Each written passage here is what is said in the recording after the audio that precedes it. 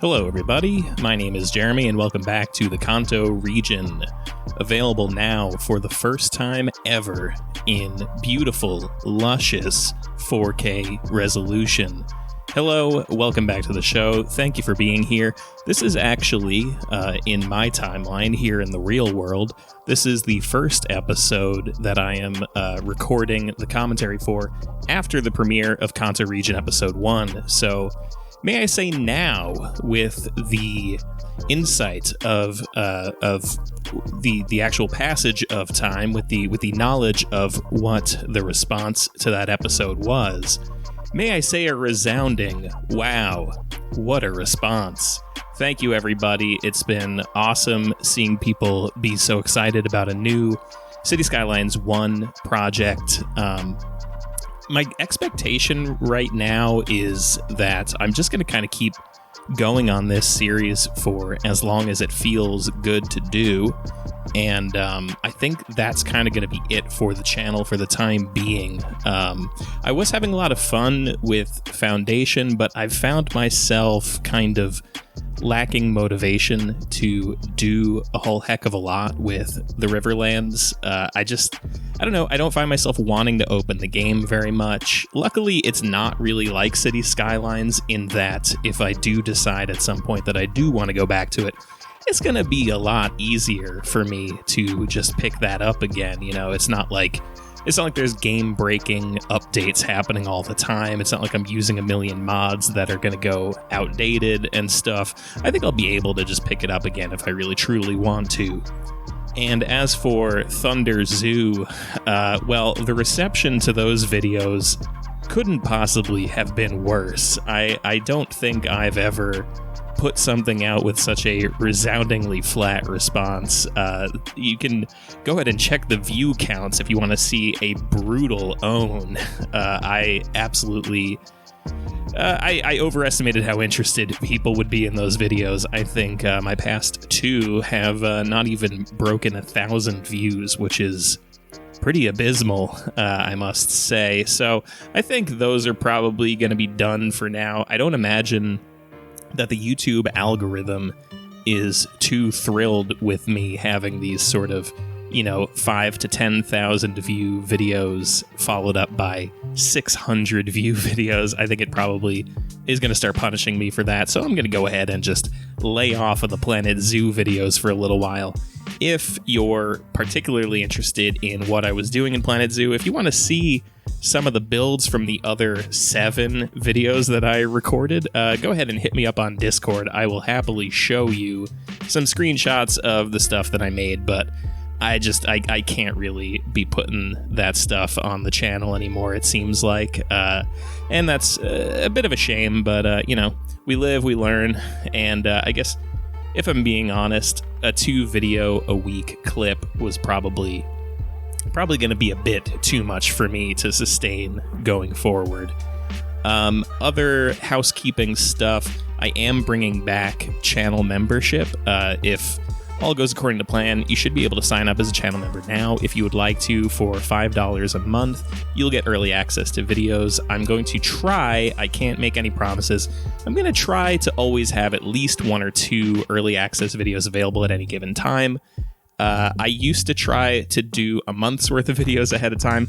I just can't really be putting that kind of pressure on myself to keep up that kind of pace. It's just not gonna be realistic. I'm gonna burn out. So I'm gonna say you'll always have access to at least 1 episode that the general public doesn't. And that's just going to be where I leave that at.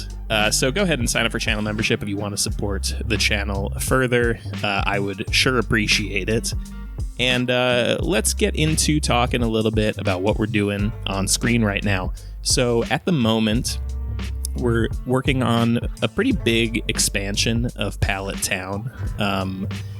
Sort of trying to figure out ways that we can, fill up space without making it overly dense, right? And part of that is kind of maintaining this very narrow space that the city exists in between this river and this mountain. The mountain on the other side of the river is just too steep for anything to be built on, and that's just that, right? There might be like 1 or 2 things over there, but not too much. I think we're going to try to keep it fairly sparse over there. And then on this side, we have a pretty hilly area that is pretty severe to build stuff on as well, but we do manage a little bit in that last segment that I was kind of doing news over. We kind of built this neighborhood that's super terraced and cut out and built onto these platforms. And then over here in this little corner, I'm building the first shrine for Pallet Town. This is my first attempt at building a shrine. Please do not be bashful. If you know what I'm doing wrong, if you're seeing something in here that doesn't smell right by Japanese standards, please let me know. I don't know a whole lot about Shinto. I've read a fair amount now, trying to prepare for building my first one, and I feel like I got a good sense of the stuff that is often there, but I can't quite tell which things are mandatory. I found a lot of diagrams of the stuff that you'll find, but then I've found a lot of ones on Google Earth that don't have all that stuff. So if you are Japanese, if you know a lot about Japanese culture, feel free to hit me up. Feel free to leave something in the comments about what belongs in a shrine, what needs to be there, what doesn't need to be there, what often is there. I'd really appreciate that. Now, over here, we're building a small elementary school. I'm going to say this isn't even an elementary school. I'm going to say this is more like a daycare, more like a nursery school, a pre-K. I don't know exactly what you call those in Japan, but I have seen them depicted in media, so I know they at least exist. And it's just a small building with a little bit of parking in the back and a little playground on the side of it. I wanted to get schools in the city as soon as possible, but I realized a little later in the episode when I build a high school that it's just too big, and there aren't a lot of assets for Japanese high schools that are scaled for this size of town. So we're going to say that building houses elementary, middle, and high school, and then this one is more of like a nursery school or a pre-K, just for our own, details, right? For our own mental map of what's going on here in Pallet Town. This is something that I've done a lot of in other series. I don't tend to use a lot of vanilla assets. It's not, usually stuff that's featuring a lot in my builds. However, I do like a lot of the sports parks, and I like this particular playground. I believe this came in the Park Life DLC. It's part of the city parks. It's called like climbing set or climbing gym or something like that. But I like to use it because it is one of the few things that actually has an animation to it. So you can actually see the little kids playing on the playground, and I think it adds a lot of life to areas. There are a lot of playground assets on the workshop that you can find that do have park functionality that will make people show up to them, but none of them have this level of animation on them where you actually see kids like swinging on the swings and what have you. So over here, I did a little bit of this at the beginning of the episode, but I didn't really talk a lot about it.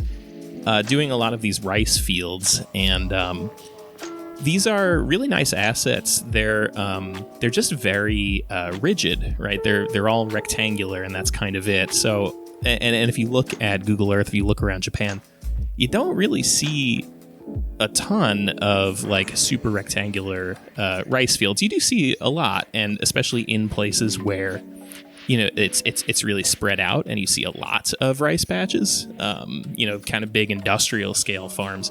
But in smaller places like this, you see a lot of them that kind of they conform to pretty specific flowing shapes around one another. So I'm using a lot of procedural objects here to just kind of make these rice fields bend to the shapes of roads, to the shapes of hills, to kind of give them, more interesting little sort of characters. And then over here, I was picturing this as being more of like a barn than a warehouse. It is a warehouse. That's the name of the asset. I think it actually counts as a park, if I'm not mistaken. But, I figured more modern farms would have more modern looking buildings. They wouldn't have a big, wood barn like we've come to know in cartoons and what have you. So yeah, just like a modern barn with just some trucks parked out front. I know I said I wasn't going to do a lot of that in the first episode, but well, here I am doing a lot of that. And also, I've heard your pleas. I've heard people say now several times to me that you can more easily put the guardrails on your streets using both the intersection marking tool and the network multi-tool. I've heard you, I understand, and I do start doing that, I believe maybe even midway through this episode, perhaps, or at the very least, in the next episode, I will start doing that. And boy, can I just say, that's a lot easier. I can't believe how long we didn't have that for, and I can't believe how much of this project I've already done without knowing that. Now here is the high school that I had referenced a little bit earlier in this episode when I was building the nursery school. This is, I'm going to say, this is a high school, middle school, elementary school. They're all in the same building, maybe in different wings. I don't know, something like that. But the only things that we have in the workshop are pretty large footprint, and I just thought it kind of looked pretty cool to like put a couple of wings together to build this thing kind of into a hillside so that, it sits flat kind of at a higher slope than most of the surrounding area. And then you just kind of have to work with, walls and platforms and stuff to kind of just shape this thing into the hill. I kind of like that there's like entry points both at street level and above street level. You kind of have to build these different stairs, these different areas to get kids in and out. Over here, I figure like this is where a lot of the kids are showing up on bikes, of course, being, not only a very popular mode of transport in Japan, but also a very, very popular mode of transport in the Pokemon universe. And I guess I should touch on that a little bit as well. I want to make clear to people, because I feel like maybe I wasn't clear enough about it before, that this is not going to be a Pokemon series, right? We're not actually building the stuff from the show. We're just taking inspiration, right? So the idea is that we're going to be thinking about Pallet Town as what kind of a town is Pallet Town, right? We're not going to be thinking about it in terms of we need to have Professor Oak's lab, we need to have Ash's house. We're not thinking of it in those terms. We're just thinking like when you see it on the show, when you see it in the game, you get the feeling that it's sort of this farm adjacent sort of rural small town, right? That's the terms that we're thinking of this in. Hope that clears up some confusion. We are not building Professor Oak's lab unless you bully me, and then maybe we will. We'll see. But please don't bully me. I would not enjoy that. Over here, once again, we are working on this high school with this sort of, interesting sort of relationship to this hill. There's just a lot of different, putting a big building on a kind of a weird hill it's just an interesting and fun thing to kind of try to negotiate, right? And you got to find different ways to kind of get people in and out of it. I kind of like how, this one is just really particularly weird because there isn't a lot of it that's exactly at street level. There's really only one part of this one small wing that actually you walk directly from street to building. Otherwise, you have to step up. There's like a wall on this one road that kind of, prevents you from walking in.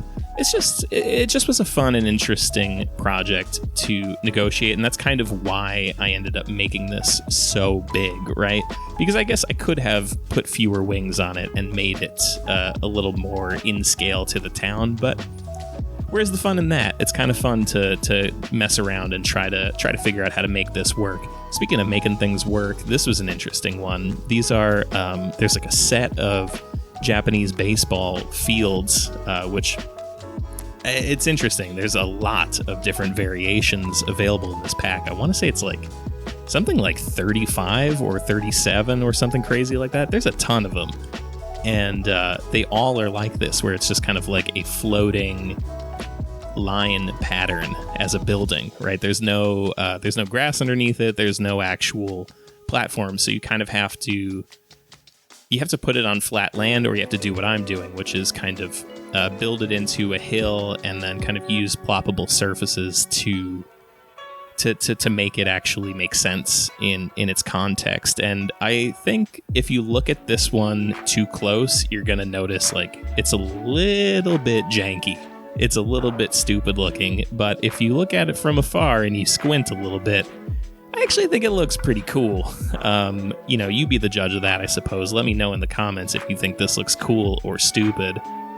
Here I'm using some fences, and this is something that I'm really taking a bit of inspiration from my experience with Planet Zoo to kind of work with, just kind of like double stacking these fences behind the baseball diamond to actually create that sort of backfield fence that you get so that pitches don't give anybody concussions who happen to be walking past at an inopportune time.